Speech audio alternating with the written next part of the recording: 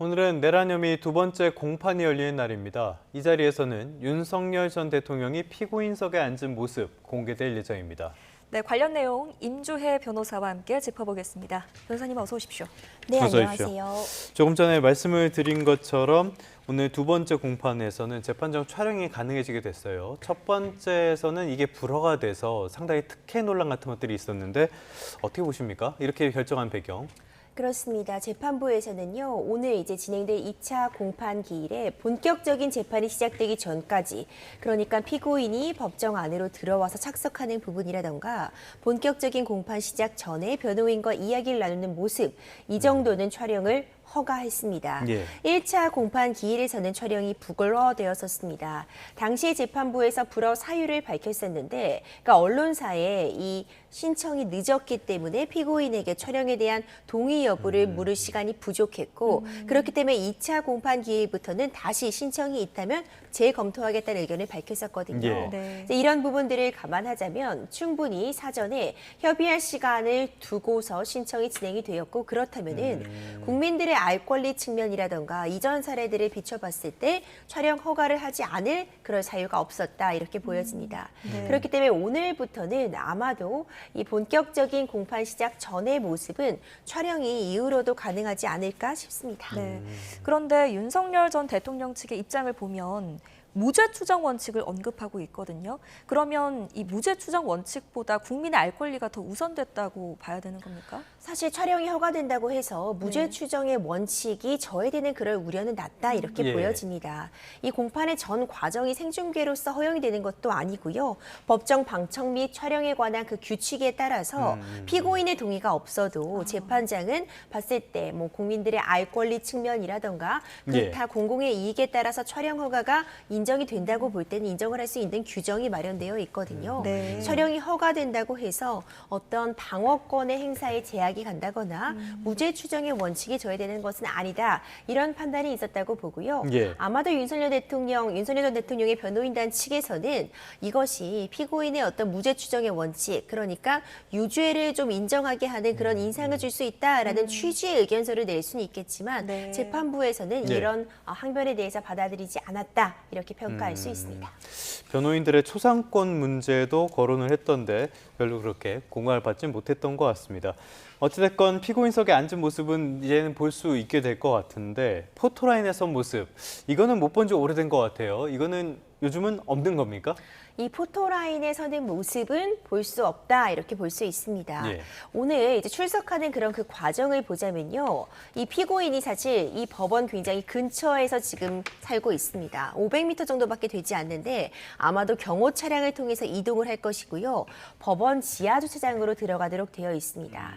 이 부분도 이전의 전직 대통령들의 출석 모습과는 조금 다르다, 이렇게 평가를 받고 있는데 일반적인 경우, 보통의 경우라면요, 지하 주차장은 법원에서 이제 근무하고 있는 이제 직원들만 이용할 수 있는 그런 공간이기 때문에, 그러니까 이 법원 밖에서 차량에서 내려서 법원은 직접 걸어 들어가게 되고요. 그렇다면 자연스럽게 이제 언론사들의 어떤 그 취재에 노출이 되게 되어 있습니다. 네. 이걸 우리가 포토라인이라고 불렀었는데 이번에도 이제 서울 고등법원에서 지하 주차장 출입을 허용했습니다. 이유를 들고 있는 게 일단 대통령 경호처에 요청 사항이 있었고 또 이 서부지법 사태, 이런 부분들을 감안했을 때 이 청사를 어떤 보호할 필요성, 그리고 법원 자체의 어떤 통제의 필요성, 이런 부분들을 감안해서 지하 주차장 출입을 허용했다고 밝히고 있습니다. 그렇기 다소 위험한 게 때문에 있긴 하죠. 예. 그렇죠. 그렇기 때문에 이제 피고인은 지하를 통해서 출석을 하게 되고, 그렇다면은 포토라인에 서는 그런 상황 발생하지 않는다, 이렇게 보여집니다. 네. 자, 이번 공판 과정 미리 좀 짚어보겠습니다. 증인이 출석합니다. 조성현 수도방위 사령부 제1경비단장 그리고 김형기 특수전사령부 대대장에 대해서 윤 전 대통령 측의 반대 신문이 진행이 될 텐데 1차 때 나왔던 증인들이지 않습니까? 1차 때 어떤 거와 좀 다른 비교점이 있을까요? 그렇습니다. 사실 이 두 증인은요, 검찰 측에서 신청한 증인입니다. 그리고 이미 1차 공판에 출석을 해서 주신문, 그러니까 검찰 측의 어떤 증인 신문만을 받은 상황인데요. 시간 부족 등의 등의 이유로 반대 신문은 오늘로 넘어왔습니다. 오늘 이제 반대 신문이 진행이 되는 건데 일단 주신문을 통해서 나온 그런 증언들이 있습니다. 예. 이 반대 신문은 이제 피고인 측 윤석열 전 대통령 측에서 이 나왔던 증언들의 좀 신빙성을 약화시키고 그 증언의 허점 등을 찾아내는 과정이다 이렇게 볼 수 있습니다. 예, 예. 일단 주요 나왔던 그런 증언들을 보면 주신문 과정을 통해서 국회 본청에 내부 진입을 해서 의원을 끌어내라는 지시를 받았다.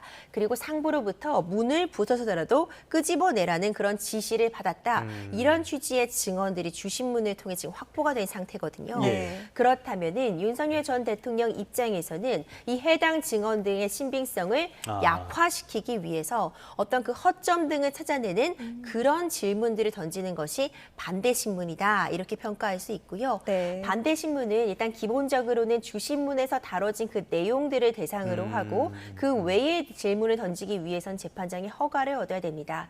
그리고 일정 부분 유도 신문도 허용되는 그런 측면이 있기 때문에 네. 과연 이미 검찰 측의 주신문을 통해 나온 그런 증언들을 어떤 허점이라던가 논리적인 공격을 할 수 있을 것이냐가 오늘 반대 신문에 있어서 핵심적인 쟁점이 될 수 있다 보여집니다.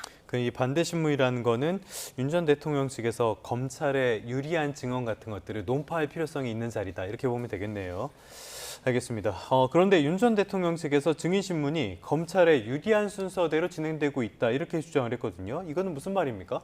그렇습니다. 이제 이 부분도 오늘 공판에서 좀 다뤄질 수 있는 그런 부분이라고 보여지는데 일단 증인으로 신청돼서 지금 신문이 진행되고 있는 그 당사자가 조성현 제1 경비단장과 그리고 김영기 1 특전 대대장입니다. 사실상 지금 이 증인 신문의 순서를 보자면요. 윤석열 전 대통령으로부터 직접 어떤 지시를 받은 그 당사자가 아니라 그 윤석열 전 대통령으로부터 지시를 받은 그 상부의 지시를 또 받은 전해 들었다. 그렇죠. 예. 당사자라고 보여집니다.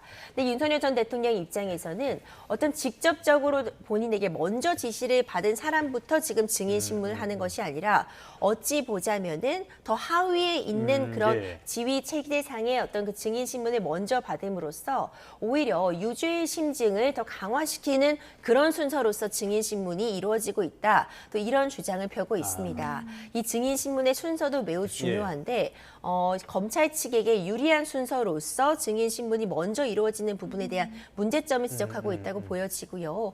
재판부에서 일단 오늘 이 재판의 순서상 이 반대 신문 먼저 진행을 하고 피고인 측이 지금 주장을 하고 있는 어떤 증거들의 증거 능력 문제나 증인 신문의 순서 관련 문제들도 아마 논의가 이루어질 것이다 이렇게 보여집니다. 네, 조금 전에 그 증거 능력을 말씀하셔서요.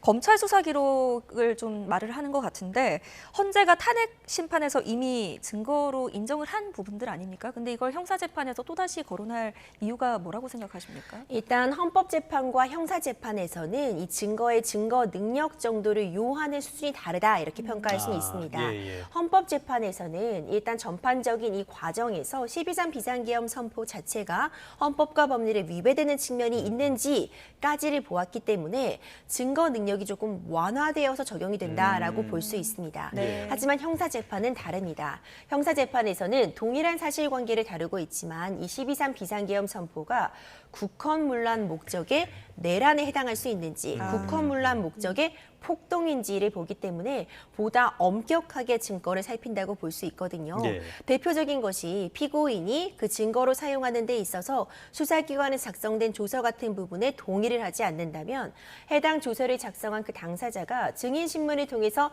법정에서 다시 한번 증언을 해야 하는 등 보다 높은 증거 능력을 요하기 때문에 윤석열 전 대통령 입장에서는 이미 헌법재판에서는 증거로 활용이 된 증거라고 하더라도 형사재판에서는 모두 그 증거 능력을 다투겠다는 취지로 읽혀집니다. 목적 자체가 다르니까요. 증거에 대한 것도 많이 다를 것 같습니다. 자, 이번에도 한번 관심을 받게 되는 게 1차 공판에서는 윤 전 대통령이 직접 발언을 상당히 많이 했었단 말이에요. 이번에도 직접 나설 가능성 있다고 보십니까? 가능성 있어 보입니다. 물론 1차 공판 기일에서는요. 첫 기일이기도 했고요. 모두 발언 같은 부분들이 인정이 됐습니다. 그러니까 이 검찰 측에서 공소사실의 요지를 이제 낭독을 하면 이제 피고인 측에서 이에 대해서 공소사실을 인정하는지 여부를 밝히고 충분히 이제 피고인인 윤석열 전 대통령에게 발언 시간을 주었다라고 보여지는데요. 일단 윤석열 전 대통령 본인이 법조인 출신이기도 하고 이 형사재판의 전 과정을 가장 잘 아는 그런 전문가이자 이 12.3 비상계엄 선포 전 과정을 그렇죠. 가장 잘 예. 알고 있는 당사자입니다. 이 방어권 보장 측면에서 본인이 직접 충분히 발언을 할 가능성은 점쳐지고요. 반대 신문 과정에서도 그것이 변호인을 통해서 어떤 질문을 하는 방식이든 네. 아니면 본인이 직접 질문을 시도하든 변호인과 긴밀한 협조 안에 좀 적극적으로 재판에 임할 가능성 매우 높아 보입니다. 네, 오늘 한번 지켜보겠습니다. 윤 전 대통령 형사재판 사건 기록만 10만 쪽에 달하고 증인만 해도 38명이라고 합니다. 여기에 이제 공수처의 수사권 문제까지 좀 본격적으로 다뤄지게 되면 시간이 더 오래 걸리겠네요. 그렇습니다. 재판부에서 일단 기본적으로 2주의 재판을 3번 정도 진행하겠다. 2주 동안 3번 차례의 공판을 진행할 것이다라고 예측을 하고 밝히고 있는데 이런 속도에도 불구하고 사실상 시간은 상당 부분 소요될 것이라 보입니다. 일단 수사 기록, 재판 기록만 관련해서도 10만 쪽이 넘는다는 이야기 나오고 있고요. 네. 지금 신청된 증인, 주요 증인만 38명인데 증인도 추가될 가능성이 있습니다. 아. 앞선 사례 보더라도 증인 2명 주신문 하는 데만 사실 한 공판 기일이 모두 소요가 되었고 반대 신문은 이미 다음 기일로 넘어온 상태입니다. 이런 부분들을 감안하자면은 이 1심이 소요되는 데만 해도 6개월이 훨씬 넘을 것이다. 이런 예측이 충분히 가능한 상황입니다. 6개월만 돼도 꽤 빨리 진행됐다라는 느낌이 들 것 같은 그런 상황이 아닌가 싶습니다.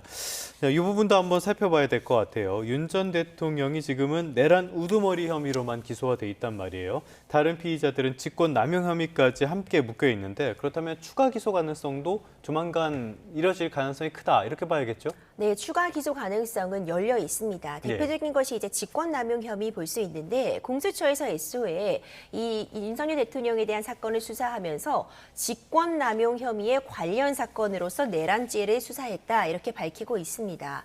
결국 윤석열 전 대통령이 대통령으로서의 권한을 남용해서 의무 없는 일을 하게 했다거나 하는 것이 직권남용 혐의인데요. 다른 관련자들은 사실상 모두 직권남용 혐의도 함께 수사와 재판이 진행되고 있었습니다. 네. 다만 윤석열 전 대통령 같은 경우에는 대통령의 불소추 특권에 따라서 내란 외환해제 외에는 현직 중에는 형사상 소추되지 않는다는 조항 때문에 직권남용 혐의는 빠져 있었지만 네. 이번 파면 결정으로 인해서 직권남용 혐의 역시도 기소가 가능한 상황이고요. 그렇다면 수사기관 입장에서도 관련된 그런 자료들, 이 증거들을 마련하는 대로 직권남용 혐의에 대해서도 추가 기소할 가능성 매우 높아 보입니다. 네, 알겠습니다. 마지막으로 짧게 하나 여쭐게요. 검찰이 지금 형사재판과 또 별개로 정치 브로커 명태균 씨의 여론조작 의혹을 또 수사하고 있습니다. 지난해 총선 국민의힘 예비후보였던 김상민 전 검사 불러서 조사하기도 했는데 이제 이 조사가 마무리가 되고 나면 김 여사를 불러서 대면 조사할 가능성 어떻게 보세요? 가능성 열려 있습니다. 김상민 전 검사 같은 경우에는 이제 김건희 여사가 명태균 씨에게 이제 공천 개입 의혹으로서 그렇죠. 이 김상민 전 검사도 공천을 받을 수 있도록 힘써달라고 명태균 씨에게 이야기를 했다. 네. 이런 부분들이 지금 쟁점이 되고 있거든요. 김상민 전 검사에 대한 조사도 진행이 되고 있습니다. 이 수사가 진행이 되는 과정에 따라서 실제로 어떤 통화 내역이라던가 공천을 개입한 그런 의혹들, 그런 정황들이 확인이 된다면 이제 김건희 여사에 대한 소환 조사 가능성도 매우 높다. 결국 최종적으로는 어떤 자료들이 마무리되는 대로 최후 단계에서는 김건희 여사에 대해서 소환을 통해서 관련된 공천 개입 의혹에 대한 집중적인 수사가 진행될 가능성 매우 높아 보입니다. 네. 결론이 나기까지는 여러 사안들이 시간이 상당히 필요해 보이긴 하겠지만요. 실질적인 진실이 밝혀질 것, 이 부분은 믿어 의심치 않도록 하겠습니다. 지금까지 임주혜 변호사와 함께 관련 내용 짚어봤습니다. 오늘 말씀 고맙습니다.